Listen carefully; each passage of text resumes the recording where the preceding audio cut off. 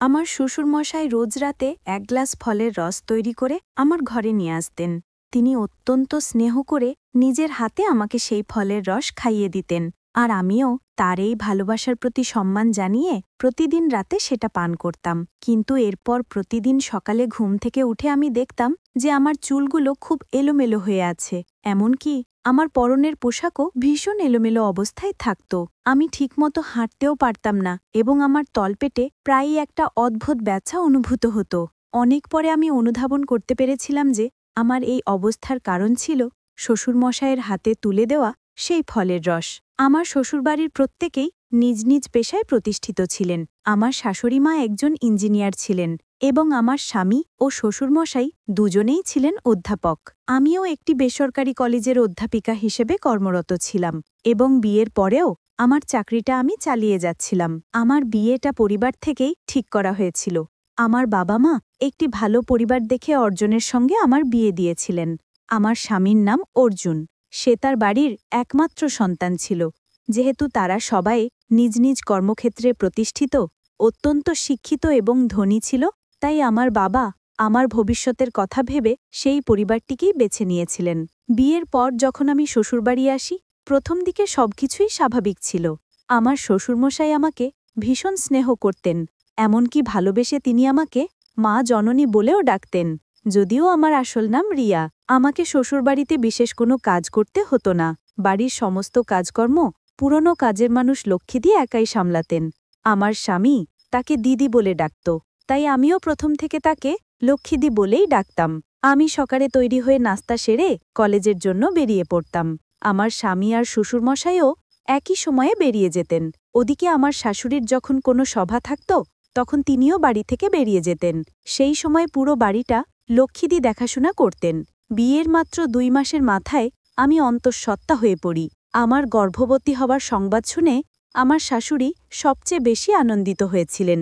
আমার স্বামীও খবরটা শুনে ভীষণ খুশি হয়েছিল। আমার গর্ভবতী হওয়ার খবর পেয়ে অর্জুন বেশ কিছু শিশুর ছবি কিনে এনেছিল।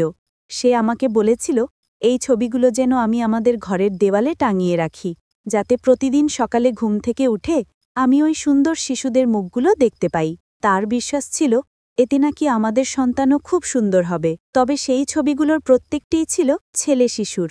আমার স্বামী আমাকে প্রচণ্ড ভালোবাসত, কিন্তু সেদিন আমি তার আসল রূপ দেখেছিলাম, যেদিন সে সন্তান নিয়ে আমার সঙ্গে তুমুল বিবাদ শুরু করেছিল। সে জোর দিয়ে বলেছিল আমার গর্ভে নাকি পুত্র সন্তানই আছে এবং সে পুত্র সন্তানই চায়, কন্যা সন্তান নয়। সে নাকি কন্যা সন্তান একেবারেই পছন্দ করে না। আমি তখন রেগে গিয়ে স্বামীকে বলেছিলাম, তুমি তো পুত্র সন্তান চাইছ, কিন্তু আমার গর্ভে যদি কন্যা সন্তান জন্মায় তখন কি করবে? কন্যা সন্তানের কথা শুনতেই সে আমার ওপর প্রচণ্ড রেগে গিয়েছিল।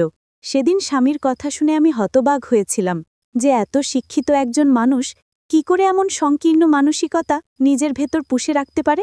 সেদিন থেকে আমার স্বামী একটাই জেদ ধরে বসেছিল যে আমাকে পুত্র সন্তানের জন্ম দিতে হবে, আর আমার গর্ভে যদি কন্যা সন্তান থাকে তাহলে তা নষ্ট করে ফেলতে হবে।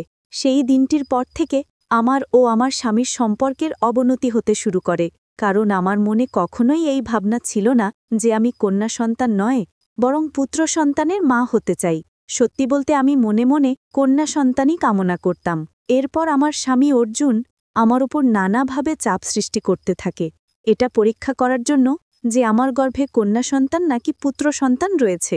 কিন্তু আমি পরীক্ষার জন্য মোটেও প্রস্তুত ছিলাম না। আমি কোনোভাবেই ডাক্তারের কাছে গিয়ে এটা জানতে চাইনি যে আমার গর্ভে কি সন্তান আছে। আমি ভেবেছিলাম এটা আমার প্রথম সন্তান, আর প্রথমবার যাই হোক না কেন তাতেই আমি খুশি থাকব। সেটাই হবে আমার কাছে অমূল্য সম্পদ। আমার শ্বশুর শাশুড়ি যখন জানতে পারলেন যে আমার স্বামী আমাকে ডাক্তারের কাছে নিয়ে গিয়ে পরীক্ষা করাতে চায়, তখন তারাও আমাকে বোঝানোর চেষ্টা করলেন। তারা আমাকে বলেছিলেন, বৌমা, এটা তো ভালোই হবে, যখন তুমি ডাক্তারের কাছে গিয়ে পরীক্ষা করে জানতে পারবে যে তোমার গর্ভে পুত্র সন্তান নাকি কন্যা সন্তান আছে, তখন আমরা এখন থেকেই সেই সন্তানের জন্য জিনিসপত্র কেনাকাটা শুরু করতে পারব। এতে আমাদের অনেক সুবিধা হবে। তুমি আমাদের ছেলের কথায় কিছু মনে করো না, আমরা দুজনেই তো তোমার পাশেই আছি, তাই তুমি একদম ভয় পেও না। অন্তত আমাদের উপর তো ভরসা রাখতে পারো। তুমি ডাক্তারের কাছে চলে যাও এটা দেখার জন্য যে তোমার গর্ভে কন্যা সন্তান নাকি পুত্র সন্তান আছে। আমার শ্বশুর ও শাশুড়ির মিষ্টি কথায় আমিও শেষ পর্যন্ত ডাক্তারের কাছে যেতে রাজি হয়ে যাই। ডাক্তারের কাছে যাওয়ার কিছুদিন পর যখন আমার পরীক্ষার রিপোর্টটা স্বামী বাড়িতে নিয়ে আসে, তখন সে ঘরে ঢুকেই এক হাতে রিপোর্টটা আর অন্য হাতে আমার হাতটা শক্ত করে চেপে ধরে অত্যন্ত রেগে গিয়ে বলল, রিয়া, তুমি এখনই আমার সঙ্গে ডাক্তারের কাছে চলো। আমি তখন তাকে জিজ্ঞেস করলাম, হঠাৎ করে ডাক্তারের কাছে কেন যেতে হবে? আমি তো এখন পুরোপুরি সুস্থ আছি, এখন তো ডাক্তারের কাছে যাবার কোনো প্রয়োজন নেই। তখন স্বামী আরও রেগে গিয়ে বলল, আমি যা পছন্দ করি না সেটাই তোমার গর্ভে আছে। শুধু তা না, তোমার গর্ভে 2টো যমজ কন্যা সন্তান আছে, যা আমি কোনো দিনও মেনে নিতে পারব না। আমার স্বামী কখনোই চায়নি যে আমার এই কন্যা সন্তান দুটি পৃথিবীর আলো দেখুক, তাই সে আমার সন্তান দুটিকে নষ্ট করে দিতে চেয়েছিল। কিন্তু আমি কোনোভাবেই ডাক্তারের কাছে যেতে রাজি ছিলাম না। সেদিন আমার স্বামী যখন আমাকে ডাক্তারের কাছে নিয়ে যাওয়ার জন্য হাত ধরে টানাটানি শুরু করেছিল, তখন আমি চিৎকার করতে শুরু করি। আমি যেহেতু দোতলার ঘরে থাকতাম, আমার চিৎকার শুনে আমার শ্বশুর ও শাশুড়ি ওপরে এসে আমার প্রতি তার ছেলের সেই দুর্ব্যবহার নিজের চোখে দেখতে পান। আমার শ্বশুরমশাই তখন তার ছেলেকে প্রচণ্ড রেগে ধমক দিয়ে বলেছিলেন, খবরদার, আজকের পর থেকে আমার বৌমার সঙ্গে তুই আর কখনো এই ধরনের আচরণ করবি না, নয়তো অর্জুন, আমি তোকে এই বাড়ি থেকে বের করে দেব। এমনকি আমার শাশুড়ি মাও তার ছেলেকে আঙুল দেখিয়ে বলেছিলেন, অর্জুন, আমার বৌমা এখন গর্ভবতী, এটা তুই খুব ভালো করেই জানিস। এই অবস্থায় ওর সঙ্গে এতটা খারাপ ব্যবহার করার সাহস তোর কি করে হলো? আমি নিজে একজন সমাজসেবী, তাই আমার বাড়িতে আমার বৌমার সঙ্গে কোনো অন্যায় আমি হতে দেব না। আজকের পর থেকে যদি তুই রিয়ার সঙ্গে কোনো খারাপ ব্যবহার করিস, তাহলে তোকে আমি এই বাড়ি থেকে বের করে দিতে বাধ্য হব। স্বামীর আমার প্রতি এতটা নির্দয় আচরণ দেখে আমি যখন কষ্ট পেয়ে কাঁদছিলাম, তখন আমার শ্বশুরমশাই আমাকে জড়িয়ে ধরে আমার মাথায় হাত বুলিয়ে বলেছিলেন, মা জননী, তুমি একদম কেঁদো না, আমরা তো তোমার পাশেই আছি। আজকের পর থেকে আমি নিজে তোমার দেখাশোনা করব। তুমি কোনো চিন্তা করো না, তোমার সন্তানের আমরা কিচ্ছু হতে দেব না, কারণ ওই সন্তান তো আমাদেরও, তাই আমাদেরও একটা দায়িত্ব আছে। এরপর আমার শাশুড়ি বলেছিলেন, বৌমা, আমি তো সারাদিন বাইরে ব্যস্ত থাকি, তাই তোমার শ্বশুরমশাই বাড়িতে থাকলে তোমার দেখভাল উনিই করবেন, তুমি একদম ভয় পেও না। আমি শ্বশুর শাশুড়ির কথায় ভরসা করে আর বাপের বাড়ি যাইনি। না হলে আমি তো ভেবেই নিয়েছিলাম যে আমার স্বামী অর্জুন যেহেতু আমার সন্তান দুটিকে গ্রহণ করবে না, তাই আমি বাপের বাড়ি চলে যাব। আমার স্বামী অর্জুনের এই খারাপ ব্যবহারের কথাগুলো আমি আমার বাবা মাকে আগেই জানিয়েছিলাম এবং এটাও বলেছিলাম যে আমার শ্বশুর শাশুড়ি কিভাবে আমার যত্ন নেন এবং আমাকে ভালোবাসেন। আমার বাবা মাও আমার শ্বশুর শাশুড়ির উপর ভরসা করেই আমাকে সেখানে রেখেছিলেন, না হলে তারাও আমাকে নিজেদের সঙ্গে বাড়ি নিয়ে যেতেন। সেদিনের পর থেকে প্রতিদিন রাত্রে আমার শ্বশুরমশাই অনেক স্নেহ নিয়ে আমার ঘরে ফলের রস নিয়ে আসতেন, আর আমি সেই রস বেশ তৃপ্তি করেই খেতাম।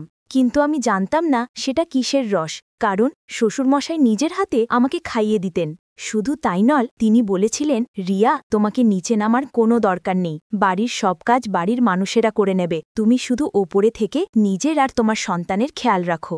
শ্বশুরমশায়ের কথা শুনে আমিও ওপরের ঘরেই থাকতাম, যা প্রয়োজন হতো লক্ষ্মীদেরকে ডেকে বলতাম। ওদিকে আমার স্বামী তো সেই দিনের পর থেকে আমার ঘরে থাকা তো দূরের কথা, আমার সঙ্গে কথাই বলা বন্ধ করে দিয়েছিল। সে আমার মুখ দেখবে না বলে নিচের তলার একটা ঘরে থাকতে শুরু করেছিল, আর আমার শ্বশুরমশাই সকালের নাস্তা থেকে শুরু করে রাতের খাবার সবকিছুই নিজের হাতে আমার জন্য নিয়ে আসতেন এবং আমাকে অনেক যত্ন করে খাইয়ে দিতেন। এভাবে প্রায় 1 সপ্তাহ চলার পর কেন জানি না রাতের বেলা শ্বশুরের হাত থেকে সেই ফলের রস খাওয়ার পরদিন সকালে আমার শরীরটা খুব খারাপ লাগত। এভাবে প্রায় 10 দিন কেটে যাবার পর আমি আমার শাশুড়িকে বিষয়টা জানাই। আমি তাকে বলি যে শ্বশুরমশাই আমাকে রাতে যে রসটা দেন সেটা খাওয়ার পরেই হয়তো আমার শরীর খারাপ করে। আমার শ্বশুরমশাই আমাকে এতটা ভালোবেসে রসটা খাওয়াতেন যে আমি তাকে না বলতে পারতাম না। শাশুড়িমা তখন আমাকে বলেছিলেন, বৌমা, এই কিছুদিন আমি সবার কাজে খুব ব্যস্ত ছিলাম, এবার থেকে তোমার খাওয়া দাবার দায়িত্ব আমার, তুমি একদম চিন্তা করো না, দরকার হলে আমি তোমাকে ডাক্তারের কাছে নিয়ে যাব। পরের দিন সকালে যখন আমি নিজের ঘরে বসেছিলাম, তখন নিচ থেকে হঠাৎ আমার শ্বশুর ও শাশুড়ির চিৎকারের শব্দ শুনতে পাই। তাঁরা দুজনে একটি পেঁপে নিয়ে তুমুল ঝগড়া করছিলেন। আমি কিছুই বুঝতে পারছিলাম না যে হঠাৎ করে তাদের মধ্যে কেন এত ঝামেলা শুরু হলো। কিছুক্ষণ পর আমার শাশুড়ি দ্রুত পায়ে ওপরে আমার ঘরে এসে দরজাটা বন্ধ করে দিলেন এবং আমার হাত ধরে বিছানায় বসিয়ে বললেন, রিয়া, তুমি এক্ষুনি তোমার বাবা মাকে ফোন করে এখানে আসতে বলো, আমাকে এখান থেকে নিয়ে যাওয়ার জন্য। আমি তখন খুব ভয় পেয়ে আমার শাশুড়ি মায়ের হাত ধরে বললাম, মা, আমার ভীষণ ভয় করছে, আপনার আর বাবার মধ্যে কি নিয়ে ঝামেলা হয়েছে, আমাকে খুলে বলুন। আমার শাশুড়িমা তখন আমাকে যা বলেছিলেন তা শুনে আমার পায়ের নিচের মাটি যেন সরে গেল। আমি তার কথা শুনে ভয়ে হতবিম্ব হয়ে দ্রুত আমার বাবা মাকে ফোন করে আমার শ্বশুরবাড়িতে আসতে বলি, আমাকে সেখান থেকে নিয়ে যাবার জন্য। আমার শাশুড়িমা বলেছিলেন, রিয়া, তোমার শ্বশুরমশাই প্রত্যেক রাতে তোমাকে পাকা পেঁপের শরবত খাওয়াতেন, ওই জন্যেই তোমার শরীর খারাপ করত। আর পাকা পেঁপের শরবত তোমাকে কেন খাওয়ানো হতো সেটা তুমি নিশ্চয়ই বুঝতে পারছ। শাশুড়ির কথা শুনে আপনারাও হয়তো চমকে উঠেছেন। হ্যাঁ, আমার শ্বশুর প্রত্যেক রাতে আমাকে পাকা পেঁপের শরবত করে খাওয়াতেন, যা আমি জানতেও পারিনি। শুধু তাই নয়, সকাল থেকে রাত পর্যন্ত প্রত্যেকটি খাবারের সঙ্গে তিনি পেঁপের কিছুটা অংশ মিশিয়ে দিতেন। আমার শ্বশুরমশাই কেন আমাকে পেঁপের শরবত খাওয়াতেন তা হয়তো আপনারা এতক্ষণে বুঝতে পেরেছেন। আসলে আমার শ্বশুরমশাই তার ছেলের সঙ্গেই হাত মিলিয়েছিলেন, যা আমি বা আমার শাশুড়িমাও ঘূর্ণাক্ষরে টের পাইনি। আমি তো ভাবতেও পারিনি যে আমার শাশুড়িমা আমাকে এতটা সাহায্য করবেন। শ্বশুরের আসল উদ্দেশ্য জানার পর আমার পৃথিবীটা যেন দুলে উঠেছিল, কারণ আমার শাশুড়িমা নিজের চোখে দেখেছিলেন যে আমার শ্বশুর কিভাবে নিজের হাতে আমার জন্য পাকা পেঁপে শরবত তৈরি করছিলেন। আমার শাশুড়ি সবকিছু বুঝতে পেরে আমার শ্বশুরকে বাধা দেওয়ার চেষ্টা করেছিলেন। সেদিন আমার বাবা মা যখন আমাকে সেখান থেকে নিয়ে যান, সেদিনই আমার শ্বশুরবাড়ির সঙ্গে সমস্ত সম্পর্ক ছিন্ন হয়ে যায়, কারণ আমার শ্বশুর আমার স্বামী স্পষ্ট বলে দিয়েছিল ওই বাড়িতে থাকতে হলে আমাকে আমার গর্ভের সন্তান দুটোকে নষ্ট করতে হবে, যা আমি কোনোদিনও করতাম না। প্রত্যেক নারীই জানে তাদের গর্ভে যখন একটি সন্তান আসে তার অনুভূতি ও আনন্দ কতটা গভীর। কোনো মাই চাইবে না তার প্রথম সন্তানকে কোনোভাবে আঘাত করতে, তাই আমিও তাদের সঙ্গে সব সম্পর্ক ছিন্ন করে আমার বাবা মায়ের সঙ্গে বাপের বাড়ি চলে এসেছিলাম। কারণ আমি বুঝে গিয়েছিলাম শ্বশুরবাড়িতে থাকলে আমার শ্বশুরমশাই ও আমার স্বামী মিলে কোনো না কোনো অজুহাতে আমার সন্তানদের ক্ষতি করে দেবে। আমি বাবা মায়ের সঙ্গে বাড়ি ফিরে আসার 7 মাস পর দুটি ফুটফুটে কন্যা সন্তানের জন্ম দিয়েছিলাম। এই ঘটনাটা ঘটার পর আজ 1 বছর হয়ে গেছে।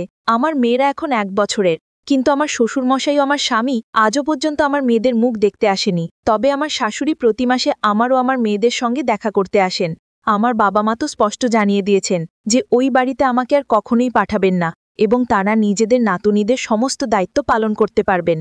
আসলে আমার শ্বশুরমশাই ও আমার স্বামী যেহেতু অধ্যাপক ছিল, তাই তারা আইনের ভয় আমার সঙ্গে খুব চতুরতার সঙ্গে অন্যায় করার চেষ্টা করেছিল, কারণ তারা খুব ভালো করেই জানত যে তারা যদি সরাসরি আমার সঙ্গে কোনো অন্যায় করত তাহলে আমি নিশ্চয়ই পুলিশের সাহায্য নিতাম।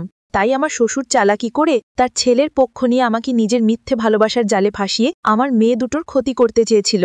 এখন আমি শুধু বেঁচে আছি আমার মেয়ে দুটোর মুখ দেখে। তারা দুজনে যখন আমাকে মা বলে ডাকে তখন আমার জীবনের সব দুঃখ কষ্ট দূর হয়ে যায়। আমি ওই ধরনের পরিবারের মানুষদের সঙ্গে থাকতে চাই না, যারা মেয়েদের তুচ্ছ নিচু চোখে দেখে। তার থেকে অনেক ভালো আমি সারা জীবন আমার দুটো মেয়েকে নিয়েই কাটিয়ে দেব। বন্ধুরা, আজকের গল্পটি এখানেই শেষ করছি। গল্পে কোনো ভুল ত্রুটি থাকলে ক্ষমা করে দেবেন। গল্পটি ভালো লাগলে অবশ্যই লাইক, শেয়ার ও সাবস্ক্রাইব করতে ভুলবেন না।